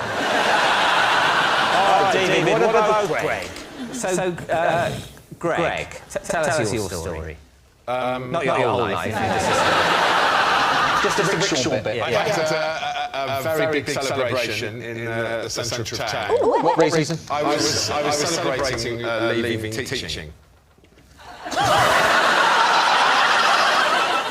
Okay. So I had a very big celebration just after my last night at school. Okay. Which it was ludicrously big. Okay. You emerged from the bar in question? A little worse for wear? I was offensively drunk. A rickshaw? Yeah. Why? If I'm honest, I was showing off. In the day of showing off. How far did you have to take Gareth? He had to take me from Central London to Hounslow, which is... Hounslow? Yeah. It's just shy of 10 miles. How much was it? It was 163 miles. How long did it take, roughly? I honestly don't know. I thought you were waiting for the length of time. So you arrive. Yeah. You give him his money. When's the whole idea of offering him a bed for the night? We didn't even discuss the money because I got off the bike, and by which point I was incredibly sober, and I looked at his face, and it was great. I mean, I genuinely feared for his life. So I said, "Oh my God, you must come in for a bit," and I made him a cup of tea.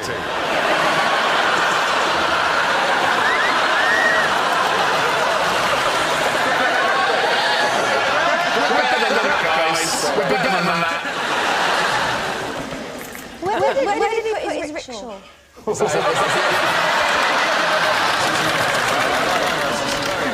How did it progress from the cup of tea to the...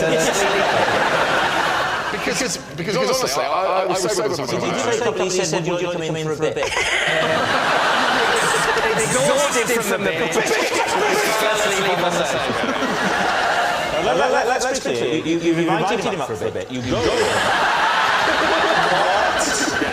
What happens? After the cup of tea, I decided that he was clearly still very close to death. So I said, would you like to crash on the sofa? And I'll give you an extra little detail. As he went past my front garden, he said, what is that? Because I had set fire to my teaching outfit before I'd gone out. And my friends first came round, and there was half of a trouser leg left. When is that half a trouser leg? Someone spontaneously. We need an answer. So, David's team is Gareth Malone, synchronised singer? Is he Richard's pointless punter? Or is he Greg's shattered chauffeur? I would have a horrible feeling he's a pointless punter after all. You think pointless punter? Yeah. I'm thinking rickshaw driver. Yeah, the detail that Greg was giving was... The detail of the curved trouser leg is... That was like he'd forgotten himself and was getting into a story. But you're discounting Gareth altogether? Completely, yeah. Okay, so you're going for the two tall guys there, two white dudes. Just two guys. We're just two people, all right? The two lampposts there. David, what are you going to say? I'm going to, because I don't genuinely. You're abstaining. I'm going to go with the team captain's final decision. If I had a gun to your head, though, Amanda, don't rule it out. What would you go for? Greg. You'd go for it. Or Richard. What do you think? You think Greg now? We'll say Greg. They're saying that it is Greg. Gareth. Is he pointless? Would you please... I've taken your answer. Would you now observe the rules of the game? And please treat this with a little more respect. Gareth, would you please reveal your true identity? My name is Gareth, and I once distracted Gareth.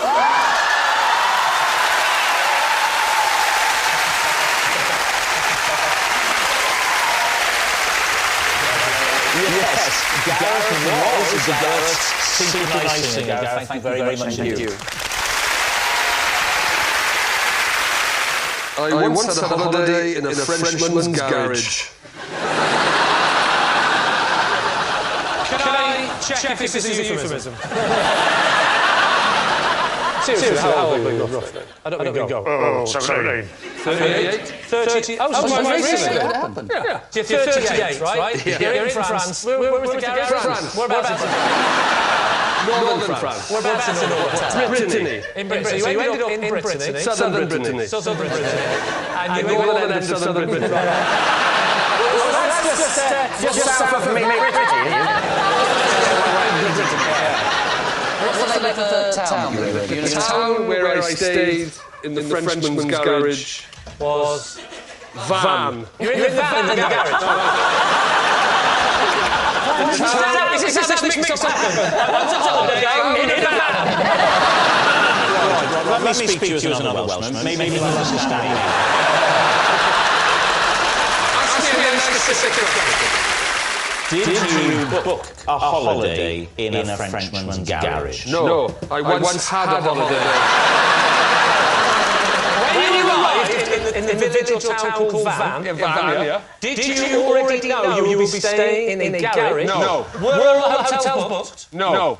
We thought it looked nice in the brochure. Who did? Me and my partner. Partner? Girlfriend. Girlfriend? Now wife. That was a quick 10 seconds.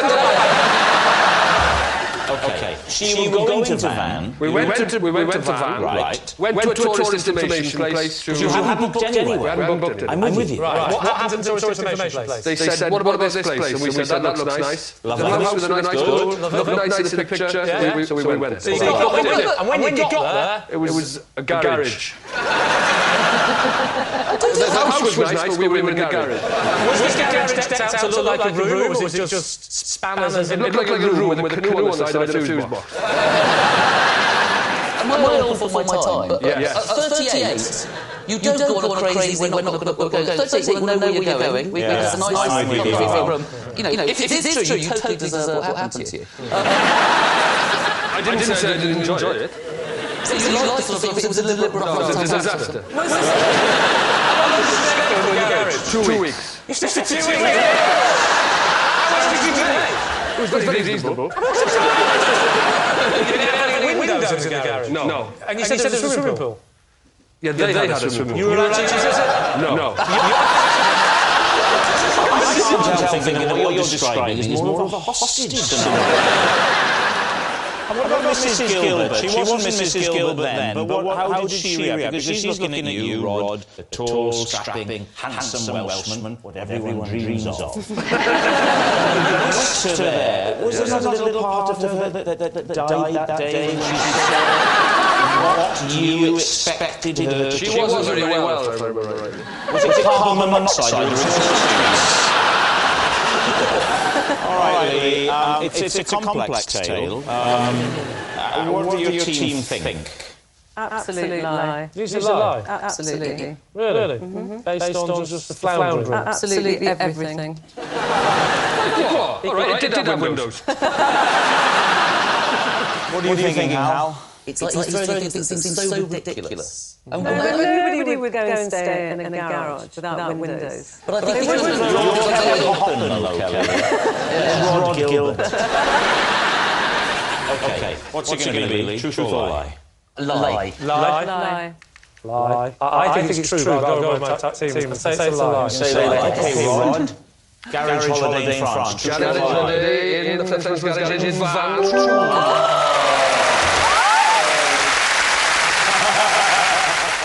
Possession. Right. There should be a box under your desk. Would you first of all read the card out and then take the possession out and pop it on the desk? This is the set of keys I carry around with me every day. I know what every single one is for. Apart from one.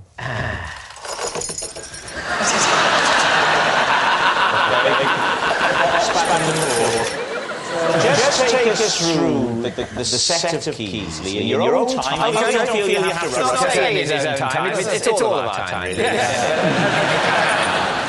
So now I've got three keys that look very similar, so I have to put those little things on to give you the different colours. And these colours help me a lot, because that's for the blue door, that's for the green door, that's for the yellow door.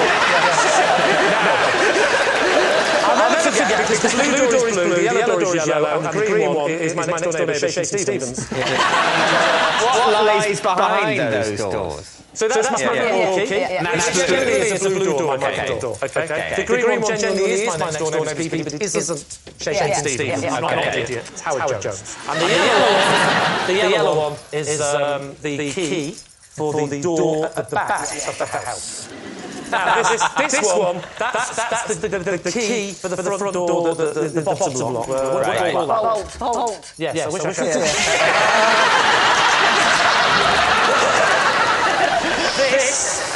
This is an unusual looking key. That's for the money chest. That's for a small tin that we keep some money in. And some things that we don't want the kids to see. Why don't you want the kids to see money? And what else do you want the kids to see? Any other things I don't want to see. Like what remains. So you keep your money and the remains of those who you've killed. Then you've got PBU, that's that one there. What does PBU stand for? PBU on the key ring? Yes. It's just a place for bins, you.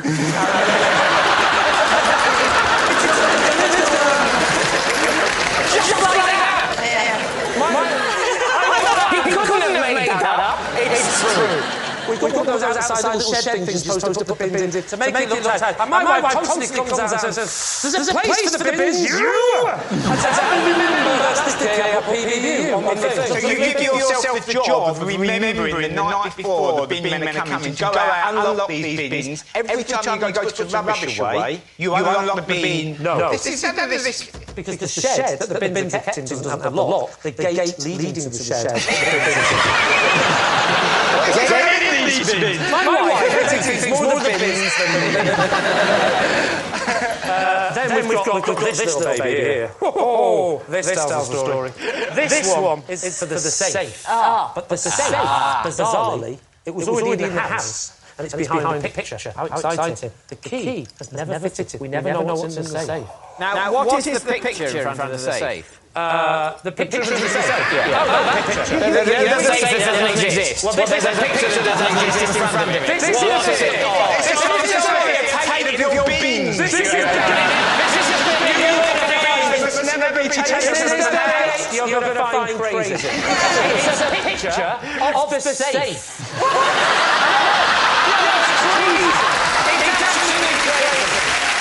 And this, David, is the key to your heart. It's not. That is to the side passage. It's quite to get to the side passage because I have to open the gated community to the bins. That takes me through to the side passage which I opened. And that's all the keys apart from this one. Do you know what that one's for, Fiona? Nobody knows.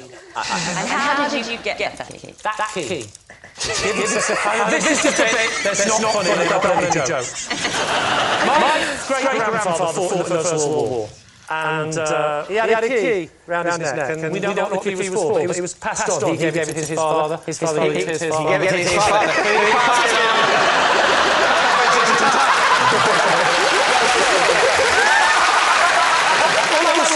Just in summary, I'm not pitching it to you because it is true. But if you don't believe it, quite simply, the story is simple. What is it not to believe? I come home, I make sure the side-gated community, the bins are leave the lunches, and they open the side passage, get in, lock the side passage, come into the house, open the safe, I move the picture, open the safe, I close the safe, get the tin in, open it up, move the eyeballs, get the money out, close the safe, open the thing, back inside, straight to the door, go out.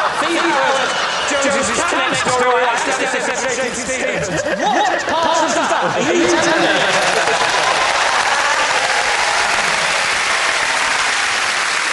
So what are you going to say? What does your team think? I think we're going to say it's a lie. Say it's a lie. Lee! Was it the truth or was it a lie? It was a lie. I once invented a language so I could speak to my sister in secret. I even gave this language its own name. What's the name of the language? It is not a word that you will have heard of, and the word is cushion. Cushion. What? Like cushion, but cushion. Yeah. And can you say something in cushion? Yes. Is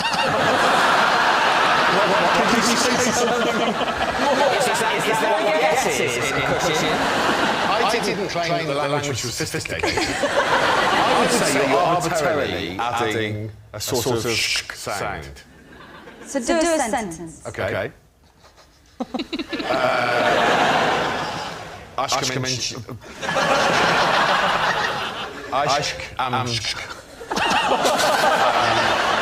It's obviously been a long time. I luckily am enjoying the experience of what I love to you.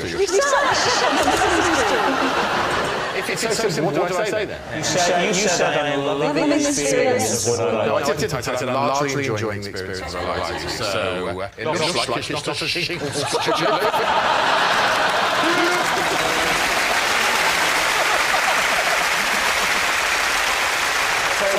Where did the name for this language, cushion, come from? I honestly can't remember, but it was called cushion. And I can tell you part of the language, and I'm afraid I can't explain this to you, would be sometimes mid-sentence, sometimes at the end of a sentence, just to loudly proclaim, Cushion!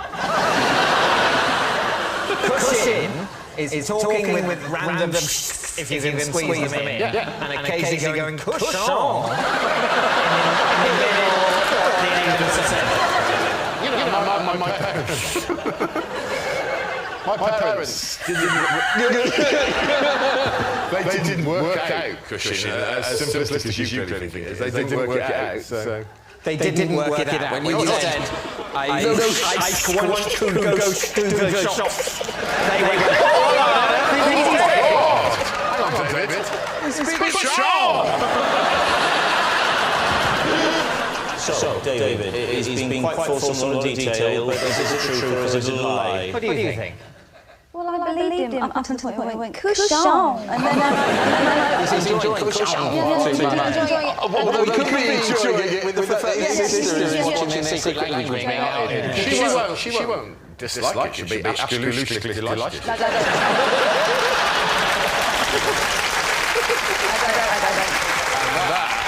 That, my friends, so far is the biggest cushion! It's not inconceivable. But it is unlikely. What do you think? Truth or lie? Lie. Lie. You're saying it's a lie. Okay. Greg, truth or lie? Ishk, washk, telishk, the truth.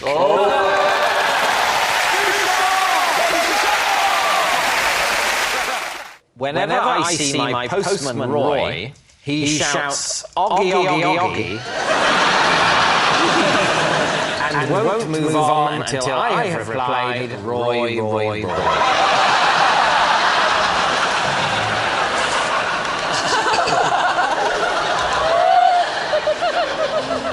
Does he only do this when he's at your door or if you pass him in the street? It's whenever I see him. Whenever you see him? Yeah. So obviously I try and avoid him.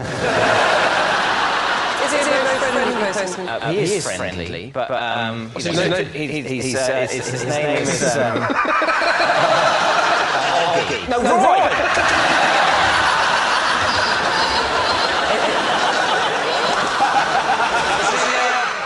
Talk us through the very first time this happened.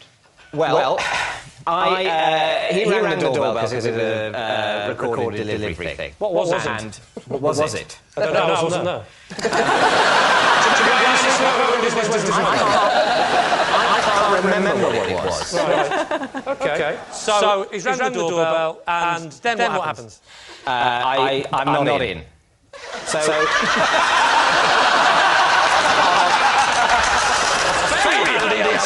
on another occasion, with a different delivery, I am. I opened the door. Why did you not knock? Before I rang the bell. Yeah. Or did I ring the bell? No, you must have been. Before he rang the bell, I hadn't met him. So he rang the bell, yes. right? I answered the door. Right. And, I signed the thing. He says, you're off the telly, aren't you? I say, yes. So he says, you're on the telly? Yeah. And I'm saying, I must be hallucinating. It seems like I'm on the doorstep. And then I say yes, and he goes, nice to meet you. Nice to meet me. Great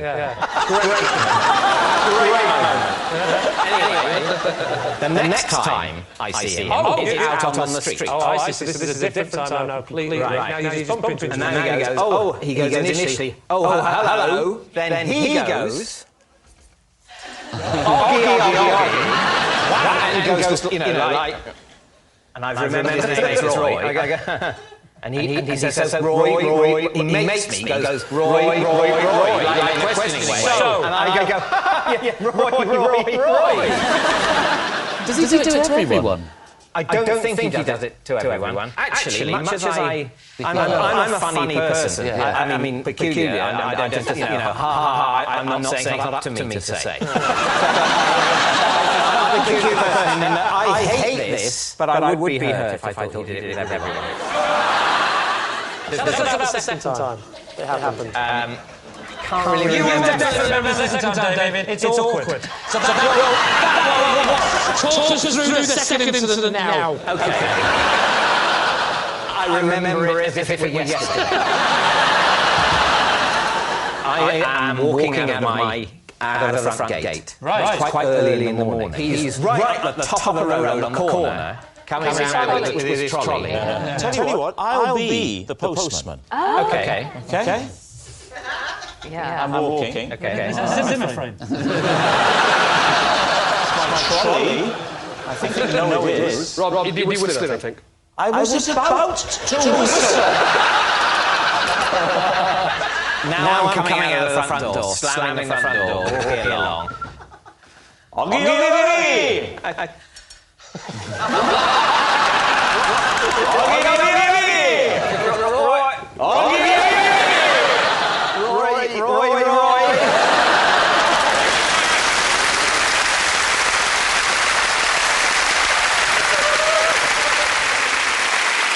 So, what are you thinking? I really haven't got a clue, but I suspect it's absolutely lie. It's just got to be, hasn't it? Definitely. Yeah, I think it's